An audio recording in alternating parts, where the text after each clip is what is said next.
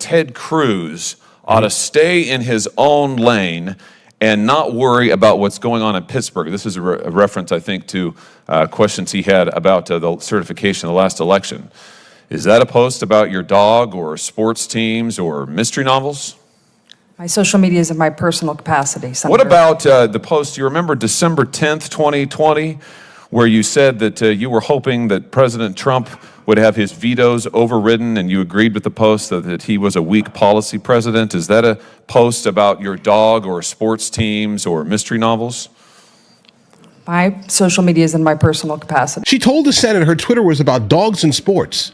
Then Judge Hawley read the tweets here, and then she gave the same answer again and again. Mr. Shogun, when you were here last year, a number of senators asked you, including me, a series of questions about articles you'd written, public statements you had made on social media that were, I have to say, pretty grossly partisan, and I thought offensive, and you and I went back and forth about it. After that, a number of us asked you questions for the record relating to these statements. I want to follow up on one of them. I, in particular, asked you to give us a full accounting of the public posts that you had made on Twitter. You had locked your Twitter account before you came before this committee. It had previously been public. Okay. I asked you to provide the public posts that had previously been available on Twitter because the ones that we have were pretty disturbing. You responded as follows, and I quote, "My personal Twitter account is comprised of posts about my mystery novels, events at the White House Historical Association, Pittsburgh sports teams, travels, and my dog." End Okay. quote. Is this an accurate statement? Yes, Senator. I just remind you, you're under oath. Is this an accurate statement? Yes, Senator. Well, let's talk a little bit about your Twitter posts then that I was asking you about. On February 18th, 2022, you posted on Twitter bemoaning the dropping of mask requirements for children, including those under the age of 5. Do you remember that post? No, Senator. Those tweets were in my personal capacity. No. That's not what he's saying here. Would you give all public posts that you had made on Twitter? You said no, effectively, and you said that your Twitter posts consisted of mystery novels, events at the White House Historical Association, Pittsburgh sports teams, travels, and my dog. And you just told me now under oath The same that you thing. stood by that. So now Right. let's talk about your Twitter posts.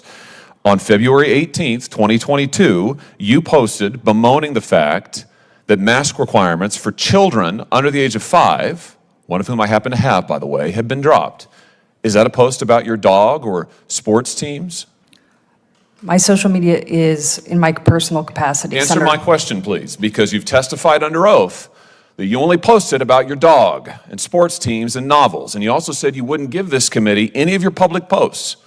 So, is your post on February 18th, 2022, bemoaning the lifting of mask requirements for children under the age of 5, who I might just ask, all of the data has said is extremely harmful to children, these mask requirements?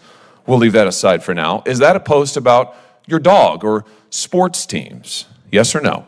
My social media is in my personal capacity, Senator. Yes or no, Ms. Shogun? You are under oath before this committee, and I have to say, you have placed this issue squarely in record by repeatedly refusing to answer. Yes or no? My social media is in my personal capacity, Senator. Yeah, guys, I'm sorry here. Listen, be fully aware here. If you're running a social media account, understand that every single thing that you post has the ability to basically be brought up at any moment in time here, guys. This is generally why I don't use Twitter. Let's just be honest here. This is why I do not use social media like that. If I post something, it's something of relevancy, potentially regarding what I'm doing here, if that makes sense.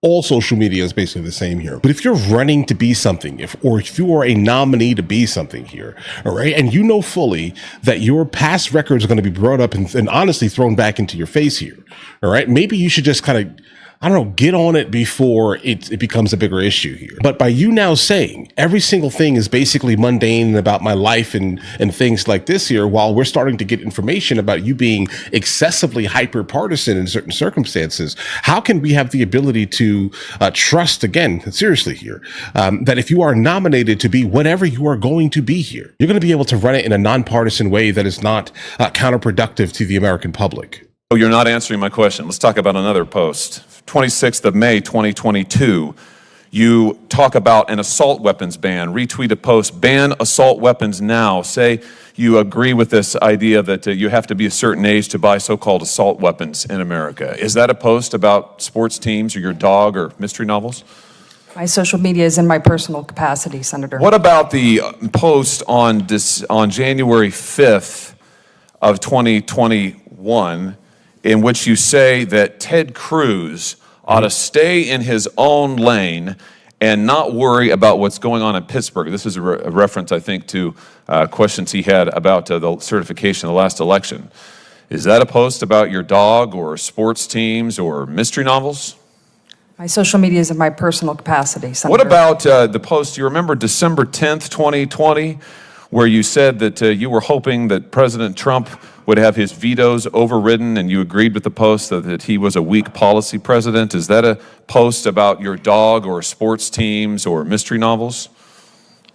My social media is in my personal capacity. What about your post on January 5th, 2021, in which you speculated that President Trump would pardon himself next, participating in a conversation about the certification of the Electoral College? Is that a post about sports teams or mystery novels or No. your work at the White House Historical Association? It's showing who she is. Social guys. media is in my personal capacity. Again, your personal capacity, in fact, here is telling us exactly who you are here. Like, regardless of whoever you're attempting to masquerade as, okay, understand this here.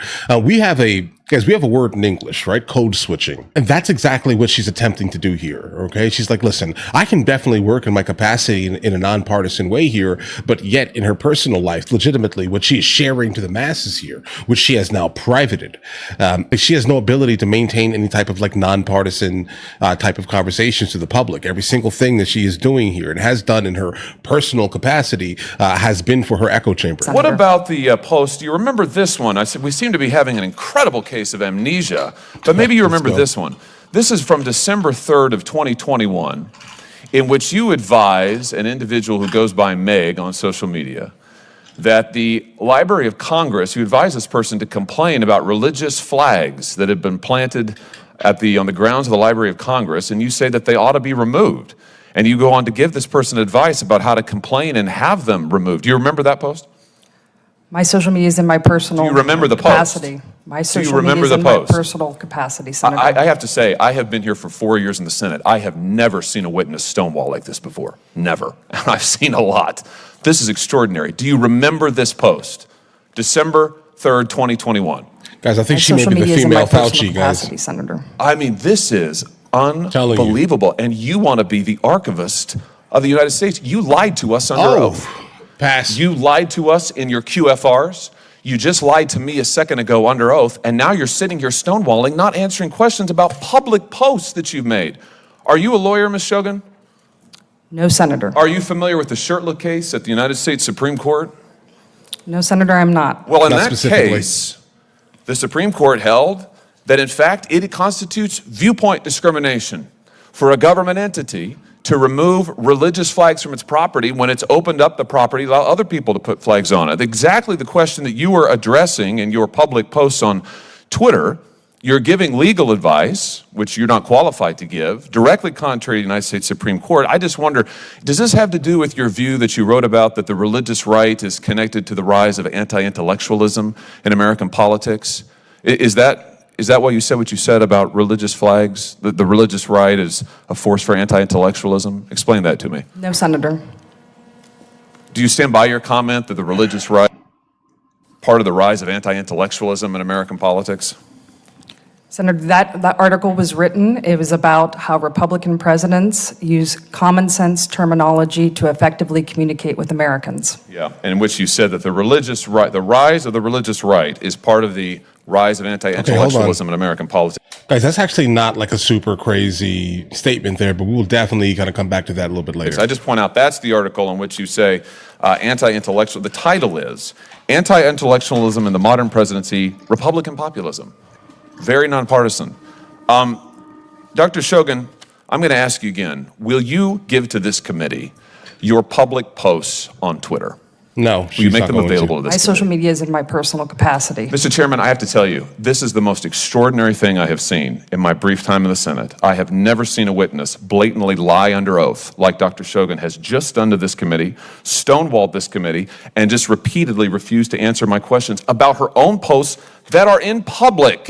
Guys, so I definitely want to touch on one thing here. The idea of anti-intellectualism, that is in fact a thing here, all right? But do I think that it has anything to do with like any type of religious doctrine or any type of religious conversations? Are people that are religious by default considered or to be considered as anti-intellectual? I don't really see that conversation happening like that large scale here. But now, if the paper was about the idea of using common sense language, generally, I think the rule is common typical. If you are in any type of media, the rule is 8th grade English. Okay.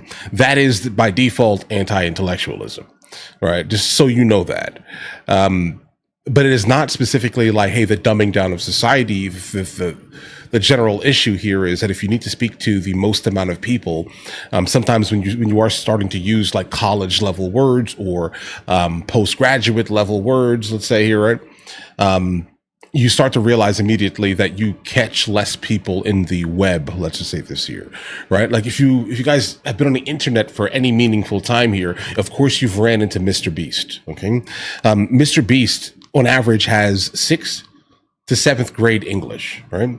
And you can generally tell that a YouTube channel or any type of media organization on YouTube or social media in general, they're going to go further if legitimately the words that they're using to kind of hook people in kind of by default are less than about 7th, 8th grade English generally, right?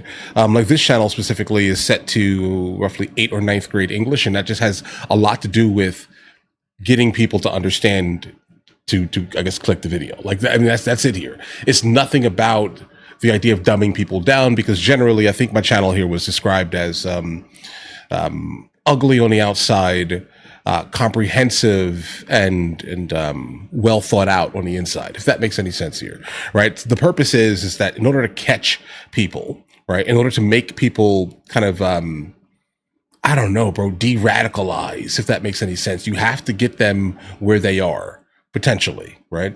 And then come into some common sense, if that makes any sense here. So people have been, as of lately at least, for the last couple of, I say a couple of months here, been like, what's going on with your channel, bro? What's going on with your thumbnails? What's going on with your thumbnail text, etc.? Again, ugly on the outside. Let's come and sit and have a conversation, kind of flush things out on the inside, if that makes any sense here, right? I am not your echo chamber. You will disagree with me often, right? But if you do disagree, let me know, right? I love having conversations in the comments here, guys, right? But that's kind of the reality, guys. I mean, do I think it's a terrible thing? No, but you have to get people where they are, right? Guys, because you have to get people where they are, bro. And the more things sound like policy, specifically, the more things sound like homework, you get less people, right? Less people is basically the death of any type of media organization or a company here. So yes, by default here, look at how Fox News titles things. Even look at how CNN titles things, right? So you can kind of understand immediately what a headline, the tagline is. It's meant to be easily read and understood by everyone, not just the elite. Yeah, so you can make a point. You can make any type of kind of argument about the the idiocracy, let's just say this here, that kind of exists or that will exist in some time here. But I don't think that specifically is the point. Like, I don't think that specifically is the point of like going against the idea of like anti-intellectualism, guys. I don't think that that's the thing here. In the space of YouTube, there are a lot of people who live within the realm, like I said, of like 7th, 8th, and 9th grade English here, in fact here. And they do espouse, 8th and 9th grade levels of critical thinking while making videos. They generally go really far, okay? Because again, you hook more people generally by not challenging them mentally, right? You do, unfortunately. That's the time we're in here. But that's on the left and the right here. So I don't really see the point of specifically making it a partisan issue that the religious right is anti-intellectual. What are you talking about here? There's really not much intellectual that the left is basically pushing right now. Everything is, this makes me feel bad, so I need to talk about it. Or some niche subgroup in the United States of America or around the world is experiencing this, even though 98% of the rest of the population has nothing to do with any of that stuff, right? While fighting all of the literal 2080 issues, let's say. But either way, listen, guys, I'll go on forever about this, bro. This is a wild one, seriously. Listen, you guys all have an absolutely amazing day. Enjoy your day thoroughly. If you guys are new here, please like and subscribe. And in the meantime here, guys, I'll go ahead and catch you guys later.